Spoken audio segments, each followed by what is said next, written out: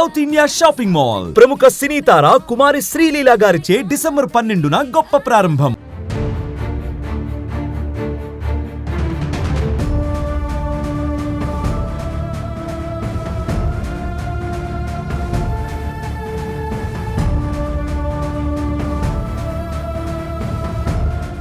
విధి నిర్వహణలో ఉన్న సుమన్ టీవీ రిపోర్టర్ మీద అత్యంత అమానుషంగా దాడి చేశారు. మోహన్ బాబు కాలేజీకి సంబంధించిన విద్యాసంస్థల బయట కవరేజ్కి వెళ్ళిన రిపోర్టర్పై అక్కడ ఉన్నటువంటి బౌన్సర్లు దాదాపు 20 మంది నుంచి 30 మంది ఏకదాటిగా వచ్చి దాడి చేశారు. ఈ దాడిలో కెమెరామ్యాన్తో పాటు రిపోర్టర్ కూడా తీవ్ర గాయాలయ్యాయి. అంతేకాకుండా లోపలికి తీసుకెళ్లి ఏదైతే కెమెరా ఉందో కెమెరాలతో పాటు చిప్స్ను వీటన్నింటినీ కూడా ధ్వంసం చేశారు. అసలు ఏం జరిగింది అనేది ప్రస్తుతం మనతో పాటు రిపోర్టర్ ఉన్నారు. అక్కడ జరిగిన సిచ్యువేషన్ ఒకసారి అడిగి తెలుసుకున్న అసలు ఏం జరిగింది ఉమాశంకర్?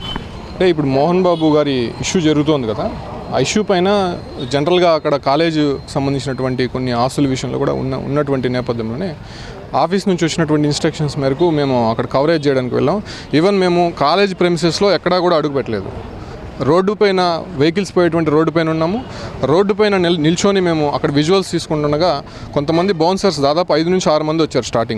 వాళ్ళు స్టార్టింగ్ రావడమే మా పైన దురుసుగా మాట్లాడడము, అక్కడ నుంచి వెళ్ళిపోవాలని చెప్పి ఒక సీరియస్ వార్న్ అయితే చేశారు వాళ్ళు. మేము ఎందుకు వెళ్ళాలి, మేము పబ్లిక్ ప్లేస్లో నిలబడి విజువల్స్ తీసుకుంటున్నాం, ఎక్కడైనా ఇష్యూ జరిగితే ఇది తీసుకోవడం కామన్ కదా, మేము జర్నలిస్టులం కదా అనేసి అనే విషయం వాళ్ళకి చెప్తూనే ఉన్నాం. చెప్పినప్పటికీ కూడా వాళ్ళు ఎవరికో ఫోన్ చేస్తారు, పై అధికారుల పైనుంచి కొన్ని కాల్స్ రావడము, అట్ ఏ టైం అక్కడ ఉన్నటువంటి వాళ్ళు ఒక్కొక్కరుగా దాదాపు 25 నుంచి 30 మంది దాకా అక్కడికి ఒకసారిగా రావడము. అది కూడా ఏంటంటే బౌన్సర్స్ కొంత అక్కడ మా పైన దురుసుగా ప్రవర్తించిన తర్వాత లోపలికి వెళ్ళి వాళ్ళు డ్రెస్ చేంజ్ చేసుకుని అంటే అన్యూనిఫామ్లో అక్కడికి వచ్చి మమ్మల్ని దాడి చేసే ప్రయత్నం చేశారు. దాంతోపాటు కూడా లోకల్గా ఉన్నటువంటి కొంతమంది ఎవరో తెలియదు వీళ్ళు ఫోన్లు చేశారు. వాళ్ళు దాదాపు 25 నుంచి 30 మంది దాకా వచ్చారు. ఫుల్ డ్రింక్ చేసేస్తున్నారు వాళ్ళు.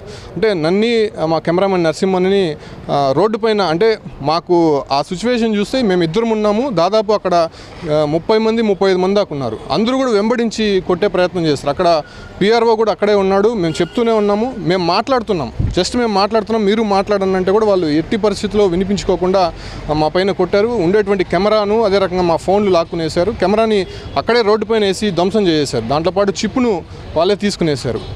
అదే టైంలోనే ఒక సుమ్మో ఒకటి తీసుకొని వచ్చి దాన్ని పెట్టి ఆ సుమ్మోలో మమ్మల్ని ఇద్దరిని ఎక్కించే ప్రయత్నం చేశారు. అయితే మాకు సిచ్యువేషన్ అర్థమైపోయింది, ఎక్కడికి తీసుకెళ్తున్నారో తెలియట్లేదు, అన్నోన్ పర్సన్స్ వాళ్ళు కూడా. కాబట్టి మేము అక్కడ నుంచి కొంత బలవంతంగా వెనక్కి వచ్చేసిన తర్వాత మమ్మల్ని కాలేజ్ ప్రెమిసెస్ లోపలికి తీసుకెళ్లారు. లోపలికి తీసుకొని వెళ్ళి అక్కడ కూర్చోబెట్టి నానా బూతులు తిడుతున్నారు వాళ్ళు. అక్కడ ఉన్నటువంటి ఆఫీస్ స్టాఫే కన్నల్ అంట అతను ఎవరో అక్కడ సెక్యూరిటీ చీఫ్ అంట, అతను బండబూతులు తిడుతున్నాడు. అసలు మీ అంతా చూస్తాము, మిమ్మల్ని చంపేస్తాము, ఇక్కడ నుంచి కానీ వెళ్ళకపోతే కనీసం మీరు తీసినటువంటి వీడియోలు అక్కడ కానీ ప్లే అయితే మీ అంతా చూస్తామనేటువంటి హెచ్చరికలు అయితే జారీ చేశారు. దాదాపు అరగంట నుంచి దాదాపు 45 మినిట్స్ దాకా మా పైన అక్కడ దాడి జరిగింది. దాంతోపాటు లోపల తీసుకొని వెళ్ళి ఒక 1/2 అవర్ కూర్చోబెట్టారు. మళ్ళీ ఫైనల్గా మా చిప్పులు అదే రకంగా కెమెరా మా ఫోన్లో ఉన్నటువంటి విజువల్స్ ఏమీ లేకపోవడంతో మమ్మల్ని అక్కడ నుంచి సేఫ్గా బయటకు పంపించేశారు. ఇప్పుడు ఇక్కడికి వచ్చి మా జర్నలిస్ట్ యూనియన్లో అదే రకంగానే అందరూ కూడా వచ్చి పోలీస్ స్టేషన్లో కంప్లైంట్ ఇచ్చాం. ఖచ్చితంగా వాళ్ళపైన చర్యలు తీసుకోవాలి. ఎందుకంటే మేము కొంతసేపు ఇంకా అక్కడ కానీ ఉంటే ఖచ్చితంగా మా ప్రాణాలకే ప్రమాదం అయి ఉండేది. వాళ్ళు అంత విచక్షణ మర్చిపోయి దాడి చేసే ప్రయత్నం చేశారు. ఫుల్గా డ్రింక్ చేస్తున్నారు వాళ్ళు. ఈవెన్ మమ్మల్ని లోపల పెట్టినప్పుడు కూడా ఆ గేట్ ఎక్కి లోపలికి దూకి కొట్టే ప్రయత్నం అయితే చేస్తున్నారు. బట్ ఫైనల్లో అక్కడ గేట్స్ క్లోజ్ చేశారు కాబట్టి మేము అక్కడ సేఫ్ అయ్యాము. లేకపోతే బయట ఉన్నటువంటి వారి దగ్గర ఖచ్చితంగా ఒక సీరియస్ ఇష్యూ అనేది అక్కడ జరుగునేది మాత్రం చాలా స్పష్టంగా కనిపిస్తుంది. కెమెరాను కూడా ఒకసారి విజువల్స్లో కూడా మనం గమనించవచ్చు. ఎంత దారుణంగా అంటే కెమెరాను పూర్తిగా పగిలిపోయి దీనటువంటి చిప్స్తో సహా బయటికి తీసేసిన పరిస్థితి. అంతేకాకుండా కెమెరామెన్ ఏదైతే ఉన్నారో కెమెరా లాక్కునే క్రమంలో భాగంగా దెబ్బలు అంటే పిడిగుద్దులు గుద్దారు. అంతేపాటు తలతో పాటు మొత్తం బాడీ మీద కూడా ఎక్కడంటే అక్కడ చాలా దారుణంగా కొట్టే ప్రయత్నం అయితే చేశారు. దాంతోపాటు అక్కడ ఉన్నటువంటి అందరూ కూడా ఇదేదో మేము సామ్రాజ్యంలో ఉన్నాము, మా కోటలోకి ఎవరూ రాకూడదు అన్న ఒక ఫీలింగ్లో కూడా అక్కడ ఉన్నటువంటి విద్యాసంస్థలో ఉన్నటువంటి వారందరూ కూడా భావిస్తుంటారు. దీన్ని అంతటి కూడా జర్నలిస్ట్ సంఘాలు అన్నీ కూడా ఖండిస్తున్నాయి. ప్రస్తుతం మనతో పాటు జర్నలిస్ట్ సంఘాల నాయకులు ఉన్నారు, వారితో కూడా మాట్లాడే ప్రయత్నం చేద్దాం.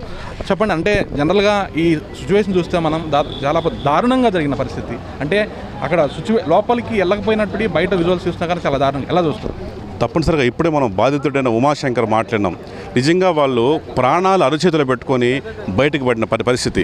ఈవేళ నిజంగా మీ ప్రెమిసెస్ లోపలికి వెళ్ళిపోయి ఉండి అక్కడ ఏదైనా నిషిద్ధ ప్రాంతంలో ఏమైనా చేసుకుని ఉంటేనా మీరు ప్రశ్నించేందుకు ఒక అర్హత ఉండేది. కానీ ఏమాత్రం సంబంధం లేదు. ఒక నడి రోడ్డు పైన అతను చిన్న విజువల్స్ తీసుకుంటూ ఉంటే అంతమంది ఒక్కసారిగా 2 వ్యక్తులు అక్కడ ఉండేది, కెమెరామెన్, రిపోర్టరు. ఆ ఇద్దరిని అలా చుట్టుముట్టి వందలాది మంది ఒక్కసారిగా వచ్చి విచక్షణారహితంగా వాళ్ళకి కనిపించే దెబ్బల కంటే కూడా కనిపించే దెబ్బలు చాలా ఎక్కువగా ఉన్నాయి. అత్యంత అమానుషంగా వాళ్ళని బలం కొట్టుకుంటూ కాలేజీలోకి తీసుకెళ్ళి అక్కడే నిర్బంధించి మొబైల్ లాక్కొని కెమెరాలు పగలగొట్టి అక్కడి నుంచి మళ్ళీ జీపులో ఎక్కించే ప్రయత్నం చేసి ఇంత బీభత్స వాతావరణం సృష్టిస్తే ఎంత ప్యానిక్ గురయ్యంటారో అర్థం చేసుకోవచ్చు. మోహన్ బాబు గారు కూడా మా అధ్యక్షులుగా ఉన్నారు. విష్ణు గారు ఇప్పుడు ప్రస్తుతం మా అసోసియేషన్కి అధ్యక్షులుగా ఉన్నారు. ఒక అసోసియేషన్కి అధ్యక్షులుగా ఉన్న మీరు కింద స్థాయి ఉద్యోగులు కార్మికుల సమస్యలు మీకు బాగా తెలుసు. అతను ఒక చిన్న చిరుద్యోగి, సంస్థ చెప్పిన పని అతను చేస్తూ ఉంటాడు. మీ ప్రైవసీకి కానీ మీ గౌరవం కానీ భంగం కలిగించే పనులు అతను ఏమీ చేయలేదు. ఇప్పుడు జరుగుతున్న వివాదం ఏంటో మీకు అంతా తెలుసు. ఆటోమేటిక్గా ఇట్లాంటి వార్తను మీడియా కవర్ చేస్తుంది. ఇది ఆ అసోసియేషన్లకు అధ్యక్షులుగా పనిచేసిన మీకు బాగా తెలుసు. కానీ ఇలా ఇంత దాడి మీకు తెలియకుండా జరిగిందని మేము అనుకోవట్లేదు. పోనీ ఒకవేళ మీ సిబ్బందికి అంత చనువు అంత ధైర్యం దక్కడం కూడా అత్యంత ఆశ్చర్యం కలిగిస్తుంది. క్రమశిక్షణకు మారుపేరుగా చెప్పుకునే విద్యా సంస్థల ప్రతినిధులు కావచ్చు, సిబ్బంది కావచ్చు, ఒక మీడియా సంస్థ ప్రతినిధుల పైన ఇట్లా కనీసం చావు దెబ్బలు కొట్టి అతను అరచేతులు చేతుల్లో పెట్టుకొని బయటకు వచ్చే పరిస్థితి కలిగిందంటే దీనికి కారణం ఎవరు? పోలీసులు ఒక్కసారిగా ఈ ఘటన చాలా సీరియస్గా తీసుకొని మేము ఎస్పీతో కూడా మాట్లాడడం జరిగింది. ఇక్కడ దగ్గరలో ఉన్న సీసీ ఫుటేజ్ అంతా కూడా పరిశీలించమని చెప్పాం. మా వద్ద ఉన్న కొన్ని ఆధారాలు ఇచ్చాం. ఇప్పుడే పగిలిపోయిన కెమెరా ఇచ్చాం. అతను చొక్కాయలు చింపేసి మరీ కొట్టారు. మొత్తం ఒళ్ళంతా గాయాలుంది. చూపించుకోలేని పరిస్థితుల్లో కూడా గాయాలు ఉన్నాయి. దీనికంతా బాధ్యత ఎవరు వహిస్తారు? ఇవాళ పోలీసులు దీన్ని చాలా సీరియస్గా తీసుకోవాలి. ఎవరైతే దాడికి పాల్పడ్డారో కనిపించే దృశ్యాలు విచారణ ద్వారా మొత్తం అందరిని కూడా బయట తీసి అందరిపై కూడా కఠిన చర్యలు అంటే హత్యాయత్నం కింద కేసు నమోదు చేయాలని తిరుపతి ప్రెస్ క్లబ్ తరపున మేము డిమాండ్ చేస్తున్నాం. మరికొంతమంది నాయకులు ఉన్నారో వారితో మాట్లాడే ప్రయత్నం చేద్దాం. అన్న చెప్పండి, అంటే కాలేజీకి సంబంధించిన పిఆర్ఓ ఎవరైతే ఉన్నారో ఈ పిఆర్ఓ అనేది జనరల్గా ఈ మీడియాల వాళ్ళకి మేనేజ్మెంట్కి ఒక అనుసంధానంగా ఉంటారు. ఆయన సమక్షంలోనే ఈ దాడి జరిగింది, ఆయన ప్రోద్బలంతోనే ఈ దాడి జరిగిందని చెప్పి అన్నటువంటి వారు కూడా చెప్తారు. దీని ఎలా చూస్తారు? ఈరోజు మోహన్ బాబు కాలేజీ వద్ద సుమన్ టీవీ ప్రతినిధులపై జరిగిన దాడిని ఆంధ్రప్రదేశ్ ఫోటో జర్నలిస్ట్ అసోసియేషన్ మరియు వీడియో జర్నలిస్ట్ అసోసియేషన్ తరపున తీవ్రంగా ఖండిస్తున్నాం.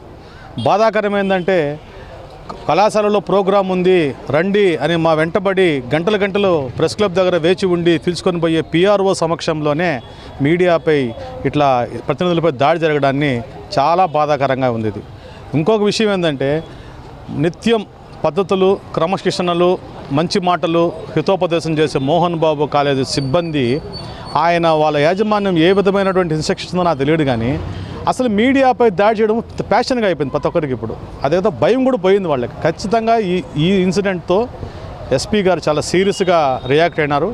ఈ ఇన్సిడెంట్తో ఖచ్చితంగా ఇటు దాడికి పాల్పడే వాళ్ళు గుర్తుండిపోయే విధంగా 307 కట్టించాలి, వాళ్ళందరి మీద కూడా కట్టించాలా. కెమెరా మీద డ్యామేజ్ చేసిన కెమెరా ఇది చేయాలా.